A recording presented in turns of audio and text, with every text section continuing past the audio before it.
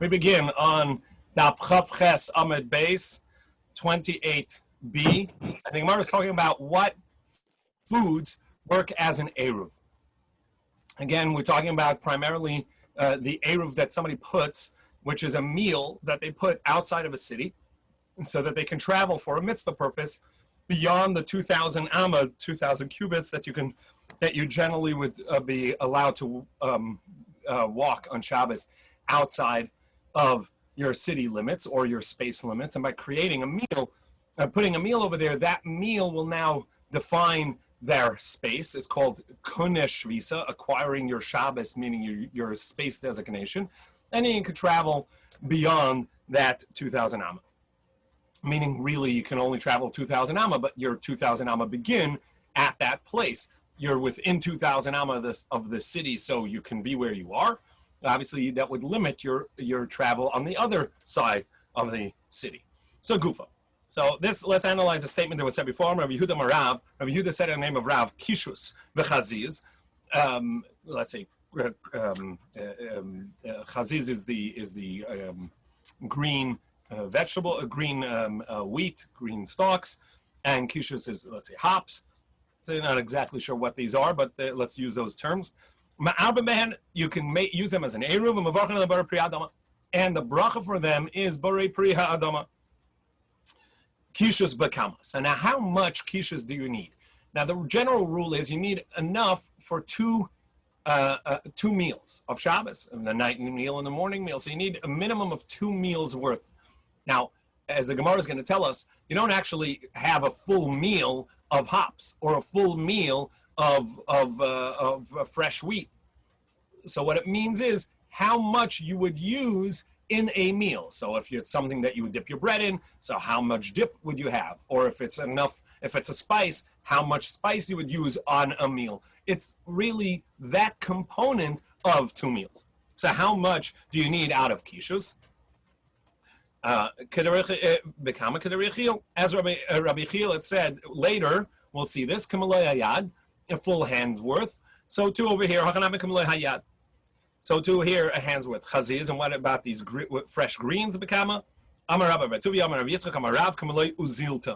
ichri. As much as a farmer bundles vegetables, so too with fresh green wheat. You can use a stalk for an eruv. So Gemara says, "Bekali sakadat." Really, you can use a stalk? Ella biyarka the kalya. Rather, what it means is the vegetable of a kalya, the greens off of the stalk. 1 stalk worth of greens. Bakama. And into this, Rabbi Yechiel said, how much? Rabbi Yechiel kamlayad, a hand's worth. Rabbi Yirmiyah went out to the rural area to check on his fields. Bo minayu, they asked of him, can you use fresh beans or for an eruv, or does it have to be dry beans? He didn't know the answer. When he came back to the Beis Medrash, Amrulei, they said to him, this is where Rabbi Yanai said, Ma'arvin bepulin lachen. You may use fresh beans for an eruv. Bakama. And how much of it? Here too, Rabbi Chil said, a hand's worth. Rab Nuna said you can use beets for an eruv, if they're raw. So Gemara says, Amy, it's not so.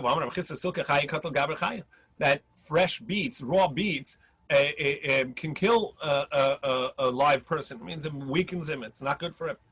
So now we go to Chaf Tesam and Aleph. We turn to the 29a.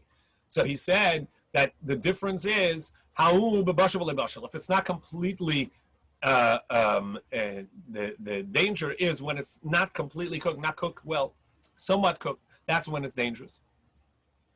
Those that say some say no. Rav Hamnuna said the opposite. You may not use beets that are raw for an eruv. Because it says that this raw beets is dangerous for a person to eat. Gemara says, what are you talking about? We see people eat it and they don't die. Gemara says, this that he says that you're not allowed to use it as an eruv because it's not good to eat, it's not healthy to eat. That's talking about when it's partially cooked but not cooked well. But if it's raw totally or if it's cooked well, it's not going to be a problem. Amar Rav Chisda. So Rav Chisda said, Tavshel shel tardin yafel lelev, a borscht, essentially cooked beets food, is good for your heart, and it's good for your eyes, and for sure it's good for the intestines. It's if it cooked away really well, it's sitting on the stove and it's boiling. Toch is a onomatopoeia. It's the sound that the boiling water makes. And Rashi says it's not only that it cooked well and boiled away, but it actually disintegrated from it. So it's actually really cooked thoroughly. Amar Rava said, Hareini keben Azai b'shukei Tveri. Ben Azai was one of the great Chachamim, only second to Rabbi Akiva, the Gemara says, and he was both Sinai v'Okaharim. He was had a breadth of knowledge and a depth of analysis, and he would sit in the markets of Tiberias, of Tiberia, and when people would ask questions, he would be able to answer both in the breadth and the depth of the halacha. So sometimes the Chachamim would say, I'm like Ben Azai, go ahead, shoot any question, right? Stump the rabbi. So Rashi says over here, Rava had a clear mind that day, and he said, I'm like Ben Azai in the market of Tveria, go ahead, ask me any question. So one of the Rabbanan asked, Tapuchim bekama, how many apples do you need to set at your Eruv spot in order to create the Eruv? Amalei, so Rava responded, are you even allowed to use apples for an Eruv? And Tosus earlier says, of course, Rava knew that, but he was challenging the students because he wanted them to come up with the answer themselves. That's something that he felt that they would know. There are others that say that since it's not a staple for a meal, that you can't use it for an Eruv. The halacha is that you may. So we're going to go with Tosus that the idea is Rava was challenging the students. That was a simple answer. That was a simple question, so simple that he wasn't going to answer that. He wanted the students to get to it. So he says, well, can you even use an apple for an Eruv? So they said, why not? Vatanan, we learned. All foods can join to the single measure required in these three matters. First matter, a quarter of a meal, which is 2 eggs worth, which is a half of a meal. A pras is a half a loaf of bread, and half of that is sufficient that if somebody eats tamei, they themselves become tamei. And even though that this is not a biblical tumah, the Chachamim enacted this tumah on a person in the manner that he should not eat teruma, even though that he will not become tamei by touch, but by eating it, if he eats 2 eggs worth, he will become tamei. And all foods will join. It doesn't have to be out of one food. It can be multiple foods that are tamei combining to the size of 2 eggs worth that he would be tamei. Similarly, uvamazah shesudas. And also in the meal, 2 meals worth that you need for an Eruv, also various foods would combine to create that measure. And the susceptibility of tumah for food, where they can make it itself become tummy and make other things tummy, that is a beitza requirement, an egg's worth requirement, and multiple foods combined that are tummy, that multiple foods combined can also become tummy that way. So you have a salad, an egg's worth, it will become susceptible to tumah, even though that you don't have an egg worth of tomato and an egg of cucumber, etc. So we see that they do combine, and it says all foods. So we'll see in a moment, the Gemara is going to now analyze, well, which part of this is a question that proves that you could use apples for an Eruv. So what's the question? Because it says all foods.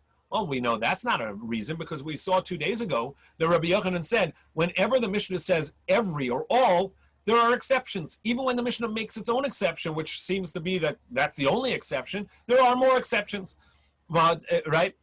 Rabbi Yochanan said, you can't use a generalization, a rule as a proof to anything. And even if the Mishnah said everything can be used or nothing can be used besides for this, it's also not going to be true. In our Mishnah, we saw that. We said, Bakoma Arvin, you can use everything for an Eruv, meaning you could, as your food for the joint meal or for the meal that's outside the city. And yet, it says, besides for salt and water, and we saw that there are other things as well that could be excluded. So from the fact that, so we see that just because it says you can use everything doesn't mean apples would be included, because maybe there are exceptions.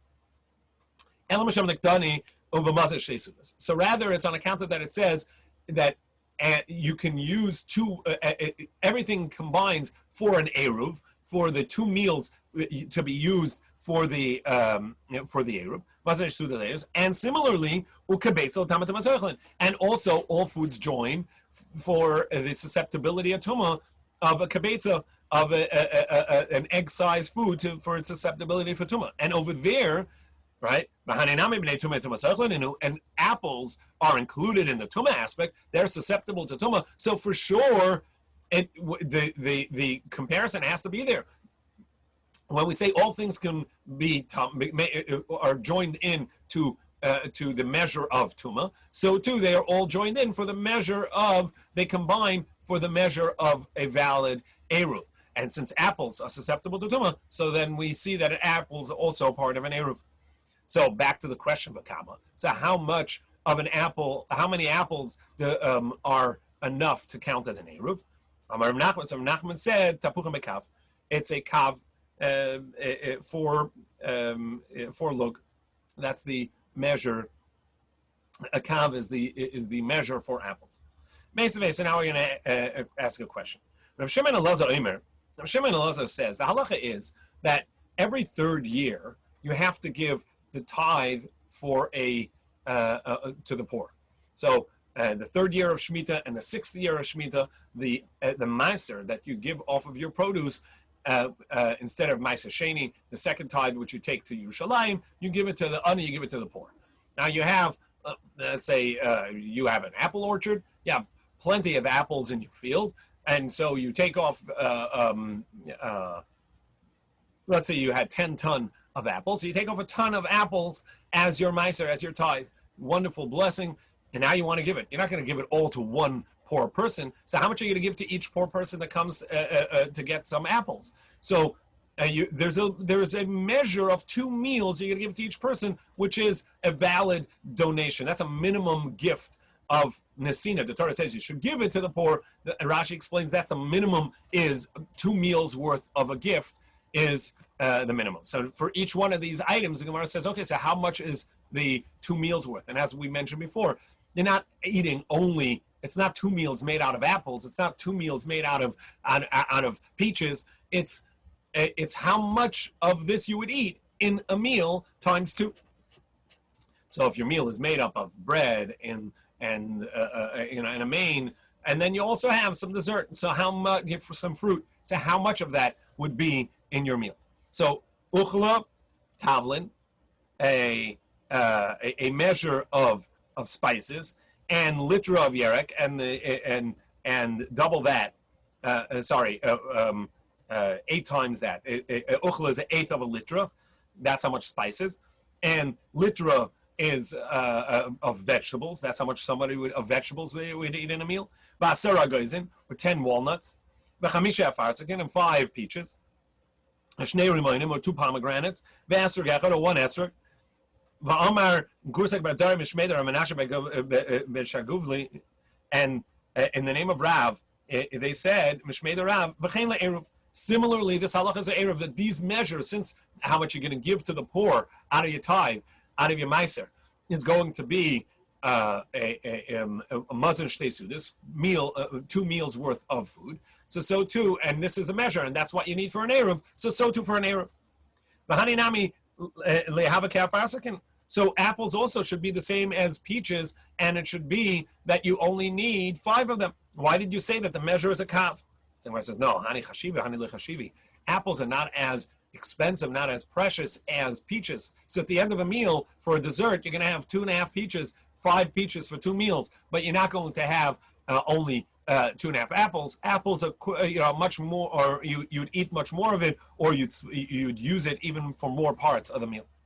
Rabbi Yosef said Hashem should forgive because I taught him this teaching that Rav said that it's the same applies to Eruv. However, I didn't teach it about that brisa that he just mentioned, but rather I taught it about a Mishnah. And the Gemara later is going to say, so what? What difference it is? But the halach is the same. And there was something particular in the Mishnah that he wanted that was important, and he should have taught it about the Mishnah and not about the brisa. And now I'm the one that told him the statement of Rav, and I'm asnita, and I told it to him on a Mishnah. And he said it about the brisa. Which Mishnah? The Tanan we learned. That when your poor man comes to your garden, to your field, after you tithe, after you take maser, and you want to give him, it has to be a valid nesina. It has to be a gift that's of consequence, of significance. And so you have to give him at least 2 meals worth. That counts as a nesina, as a gift. If you have less than that in your tithe, so you just put it in front of him and let them take it. But the nesina, the mitzvah of giving, you will only have if you give at least 2 meals worth.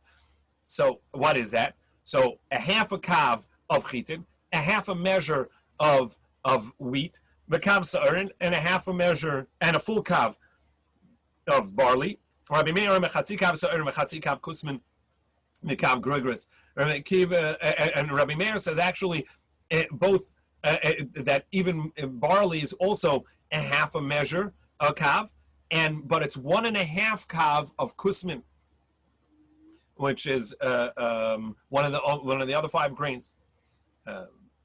The 5 grains are wheat, barley, spelt, oats, and rye.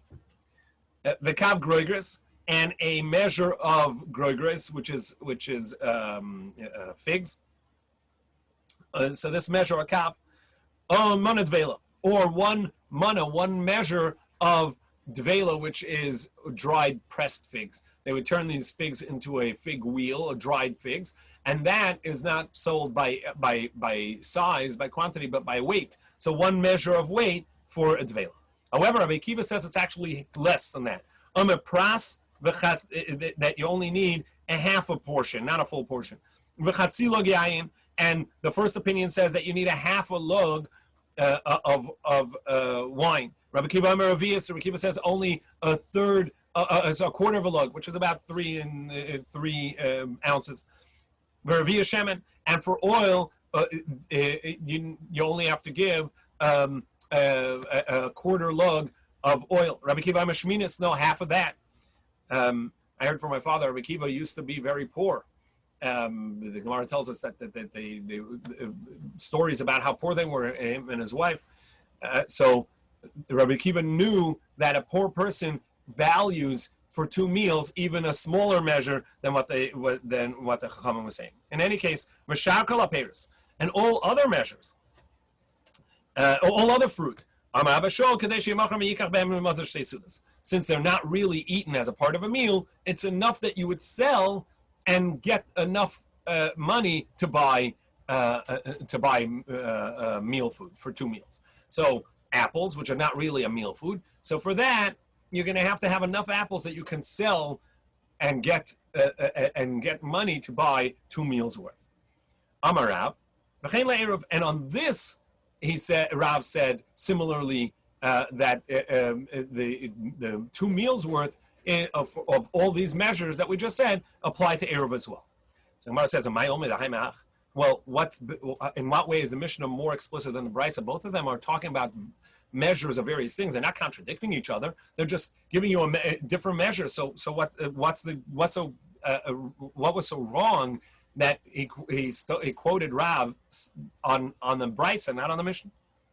Mishum the Katane B'Hach Tavlin, because over here he mentions spices. In the first Brisa, it mentions spices, and spices, I guess, are not included. But that's not true. They are a part of this measure because they're edible. Because if you tell me spices are not edible, well then wheat and barley is not edible, as they are. You have to do something with it. So too spices are. So you make something with it. So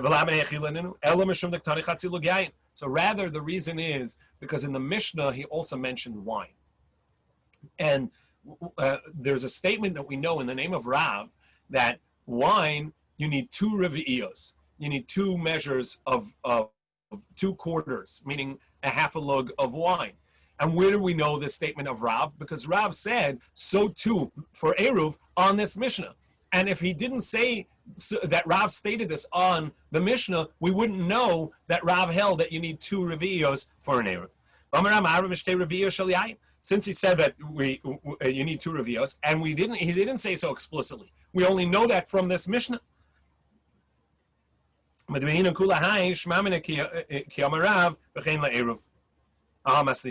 since we know that Rav holds that you need 2, and we learned that from inference from his saying on the Mishnah, which says that you need 2 Revios, so you need a half a lug for the gift to the poor.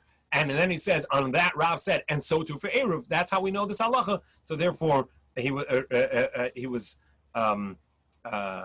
Yosef said that he was upset that he had changed the statement of Rav on a Bryce instead of the Mishnah, where we wouldn't know this halacha. Amar Mar. So now let's analyze this idea. You need 2 meals worth for an Eruv, and everything would combine. So Rabbi Yosef thought at first, okay, anything would combine, but you need 1 meal's worth from one item, and then the other meal can be of the other item. So you'd need a meal's worth of apples and a meal's worth of pomegranates. But you couldn't have 20 items equaling 1 meal. It would have to be a full meal out of 1 item. That's what he first thought. You need a full meal out of 1. Amalei Rabba, to which Rabba said, no, you can even have a half a quarter, a half, a third, a quarter, any measure, as long as you combine to a meal's worth, that'll be sufficient. Now let's analyze another statement. You have 2 quarters of a lug, meaning a half a lug of wine for your meal. Maybe in a kula high, do you really need that much? That we say that for carrying on Shabbos, you have to have enough wine that you would carry, that you would eat from it. And how much vinegar to dip in it, your bread, zaysim ubitzalim, and olives and onions, enough that you would eat in 2 meals. Now, Hasam b'chamar vasha. So they were talking about, the Gemara says it's talking about cooked wine, which is not so good to drink, and therefore you would dip your bread in it, and that's what it was. That's how much you need. You need the amount that you would dip in and eat from it. But in drinking wine, that you actually need 2 revias. Amar Mar, another statement that we just said that we're going to analyze. Chometz kedei l'tabel. How much vinegar do you need? Enough to dip. Amar Rav Gidol, to dip your bread in it or your meat in it. Amar Rav Gidol Amar Rav kedei l'tabel mamazah shesuda shel yerek. It's how much vegetables and you would eat in 2 meals and dip. So how much vinegar do you need that you would dip your vegetables from 2 meals into that vinegar? Again, this idea is that you don't need to have a full meal of this, but how much of this substance would be sufficient for 1 meal? So if you had, let's say, hummus, right? So how much hummus would you use in a meal? Well, you're not going to eat straight hummus. You're going to dip your bread in there or smear it on your bread or dip your vegetables in it. So enough for 1 meal's worth or 2 meals worth, that's what it counts. Vegetables that would be eaten in 1 meal, in 2 meals. So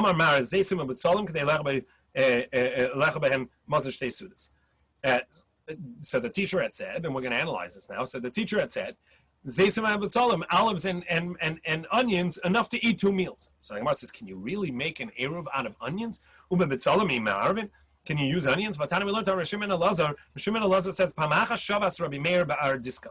Once Rabbi Meir was spent Shabbos in this place called Ardiska.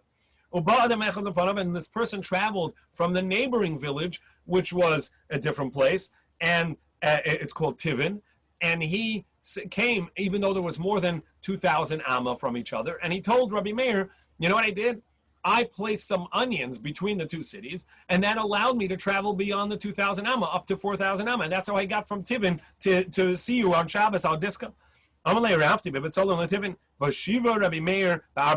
Meir said, okay, now you need to, for the rest of Shabbos, remain in your place. Here, we'll just get the halacha of Eruv. The halacha is, you're only in your city, where the entire city counts as 1 space, you can travel, you can walk within the entire city, no problem. Outside of the city bounds, and we saw that that's a square space. We'll see more about this. You're allowed to travel 2,000 amma. You can't go beyond that. If you place an Eruv outside of the city, that allows you from the Eruv 2,000 amma. Obviously, the Eruv has to be within 2,000 amma of your city. Then you're allowed another 2,000 amma from there. If you went outside of your Tuchum, out of your Tuchum is your boundary, then you're not allowed to move beyond 4 amos, beyond 6 feet. You have to remain in your 6 feet for the rest of Shabbos because you're outside of your domain, and you're not allowed to travel. Even back to your domain, you're not allowed to travel. So Rabbi Meir told him, since you made an Eruv with the wrong type of substance, onions are not a good Eruv, and therefore you have to remain here in wherever you're sitting within your 4 amos, even though you're in a city, because you were in this place, but you were outside of your bounds. You're not allowed to even be in the city because the city itself was beyond 2,000 amos. So you must remain in your 4 amos wherever you are. Question, please. Yeah. The discussion up to now of how much you have to have in your Eruv, for whatever, I thought it was an Eruv Chatzeros or Eruv Mavois, but are there different shiurim of how much you have to put in an Eruv depending on which kind of Eruv you're talking about? This is the Eruv Tchumim that we're talking about. No, we're talking about Tuchum Eruv, which is 2 meals worth. We'll see that the Mishnah was talking about what substance you're allowed to have. Was talking about a 2 frame of voice. Also, the joint meal for the alleyways. And we mentioned in the beginning of the Mishnah where Rashi says that it's also for Eruv Chatzeros. It's also true for the courtyard, all the people that dwell in a courtyard. And we pointed out that the Gemara later on Daf Pei Aleph says explicitly that you cannot just use anything, that it has to be bread for Eruv Chatzeros. And we'll get there, Rez Hashem, but Rashi did say that it applies, in our Mishnah, he said it applies for courtyards, for Eruv Chatzeros as well. However, when we get there, we'll see that it's not so. But for sure, our Gemara is talking about, right now, is talking about Tuchum, travel. But because it was describing, some, I don't know, not elaborate, but like a what we would consider a meal, but all we have is a box of matzahs. So I'm just wondering. It doesn't say. Sure. Right now, our Mishnah is saying that there's no chumash up there. Our Mishnah is saying that a small cup of our Gemara, I mean, is a little bit of oil, right? An eighth of a revius, meaning like 1.5 ounces or 2 ounces of oil is sufficient for your Eruv. For sure, a box of matzahs would count. But we'll see later about that. Okay. So Rabbi Meir made him sit there. So how can you say that onions is a good Eruv meal, but we see Rabbi Meir says it's not a good Eruv meal? So Gemara says it depends in the greens or in the bulb. The bulb itself is good. The greens are not. Now we don't know what type of onions they're talking about. Obviously, we have a whole array of onion types, whether it's green onions or shallots. Is it sweet onions? There are various different types of onions. But whatever onions they had there in Eretz Yisrael and Bavel, the greens were so sharp and had some sort of substance that would make people sick. The Tani, as we learned, if a person ate onions, and as we'll say, we're talking about the greens, and the morning came and he didn't wake up and he's dead, we don't wonder how he died. We know how he died. He ate the onion greens. And Shmuel says it's only in the greens, the leaves, but in the bulb itself, less than there's no problem. And even the allen, even the greens, even the greens itself is only talking about, and now we turn to Chav Testament base, 29b, even the greens itself, the loy avtzil zirta, that's only if it didn't grow, the greens didn't grow a full half amma, which is, let's say, 9 inches. Aval avtzil zirta, but if it did grow 9 inches, it did grow a full half amma, well, then it's going to be,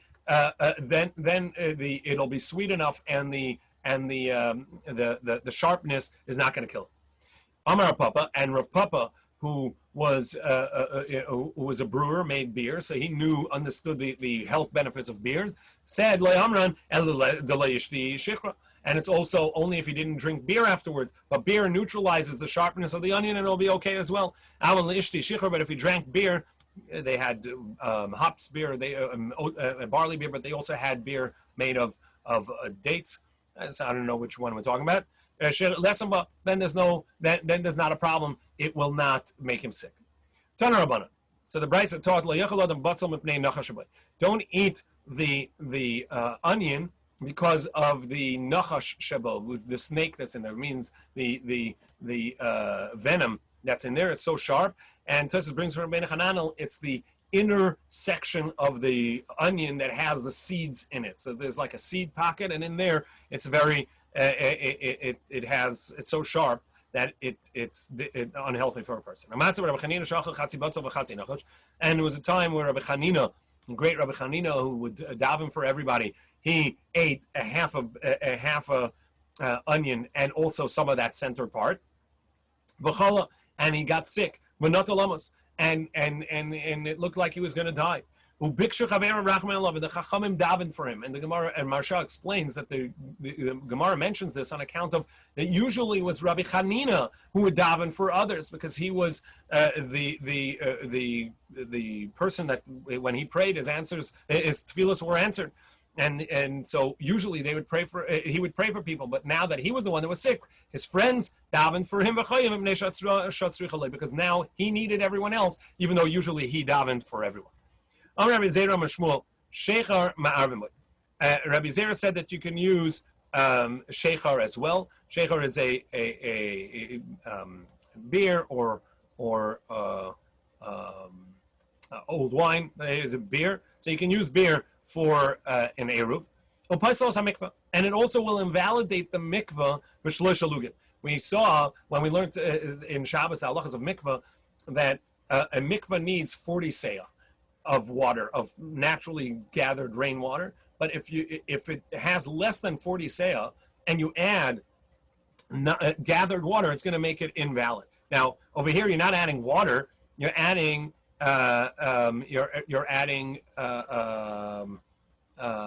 beer. But nevertheless, since it was gathered, obviously it's in a bucket, so that too would act like gathered water if you don't have a full mikveh, and it's going to invalidate it. Maskefler of Kahana, so Rav Kahana asks Pshita, well, of course, beer is going to change the color of the water, and it'll make it invalid, just like any colored water. The Tanan, as we learned, Rabbi Yossi as we learned, Rabbi Yossi says that colored water, dyed water, is going to invalidate the mikveh in 3 lug. So too, of course, the beer is the same; it's colored. Amri hasamai the tziva mikri, hacha shichra ikri. No, I may have thought there's a distinction. The colored water is actually water, and you're not allowed to have gathered water.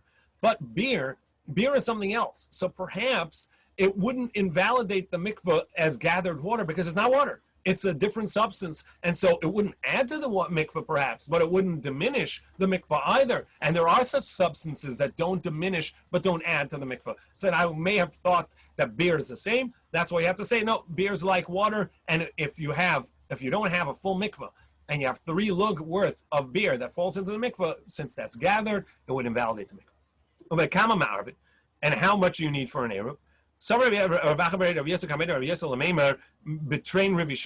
You would need 2 revius, meaning a half a lug, 2 quarter lugs of beer. On the basis of this, as we'll learn, if you carry enough wine to that you can dilute into a full cup. As we learned many times, their wine was very, very concentrated, and you had to add, you have to dilute it in 4, meaning 3 water to 1 wine, 1 measure of wine equaled a cup of wine. And so you have to carry enough for a cup of wine. That would count as a proper amount of wine. But the Gemara says that you have to carry 1 measure of wine, and 1 measure of wine is sufficient to transgress carrying. The Tani Allah, that we learned, and it's enough to dilute for a nice cup. And what is a nice cup? A cup of bracha, which is what you'd make kiddush on, or say benching over. And for that we said it needs a quarter of a revius. You need a quarter of a revius, which is a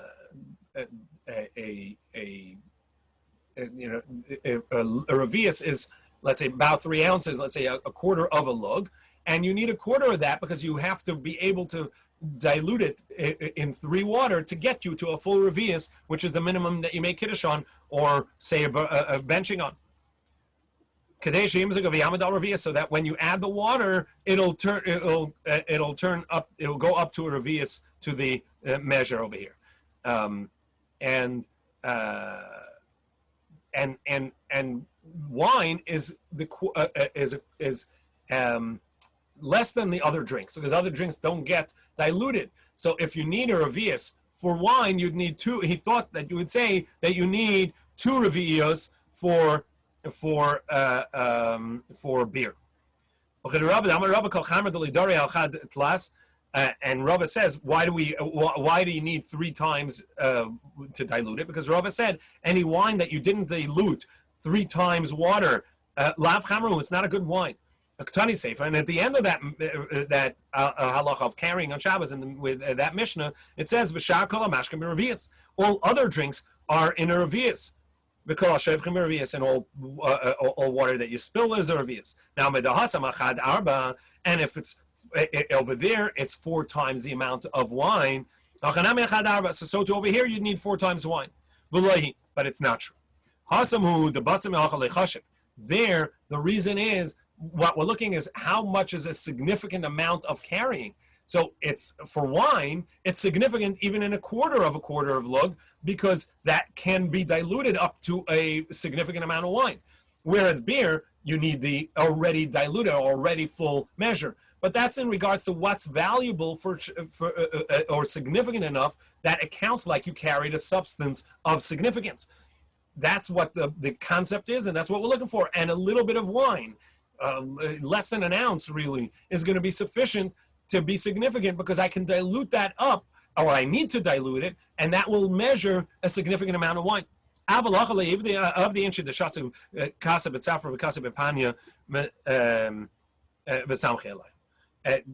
person will not just drink this little bit amount of wine and rely on that as his eruv. So therefore, since that's not going to be a part of a meal, so you need a full revius measure of wine in order to count as your one meal, and you need 2 of those for your eruv. So the distinction the Gemara is making is what's significant enough to carry is not going to be equal what is something that someone makes a meal, puts as a placement for a meal. Tomorrow mekama. What about dates? How much do you need of dates? I'm Rabbi Yosef tomorrow mekav, a full kav of dates. I'm Rabbi Yosef Menam. How do I know this? The Tanya will learn. Achol gregeres v'shilim tomorrow. Somebody ate a friend's figs and paid back with dates. Tavi al bracha. He gets a blessing for being gracious in returning. This is where somebody ate teruma, where he shouldn't have eaten it. It belongs to the Kohen. He's not supposed to eat it, and by mistake he didn't. He's paying back with a better, ate figs, and he's paying back with dates. Now what's the case? Are we measuring by the value? So he paid $10. He ate $10 worth of figs, and he's paying back $10 worth of dates. Who cares? Right? Because he ate a zuz worth and he's paying back a zuz worth. What bracha is coming to him? He didn't give any more than what he'd taken. Ella bezuzah he ate a zuz worth and he paid back a zuz worth. So he just paid cash value of what he ate. But rather it means in measure. He ate a measure of figs, and he gave that same measure of figs back to Teruma. The Shavi Zuzuk and Meshalem grieve the tomorrow, but he paid back with dates, right? The Shavi Arba, which is worth 4 times that. So we see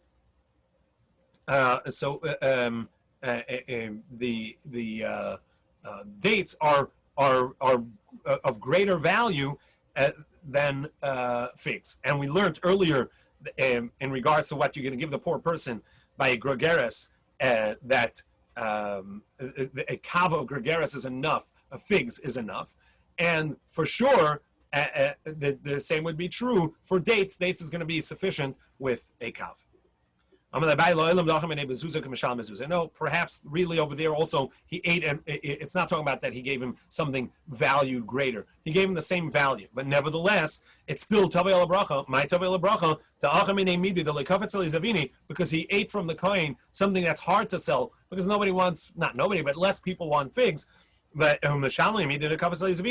but he paid back with something that people are willing to buy easily, which is dates. So that's the measure. Either way, the measure is a kav. Tomorrow we'll continue with various items. What measure is sufficient for an eruv?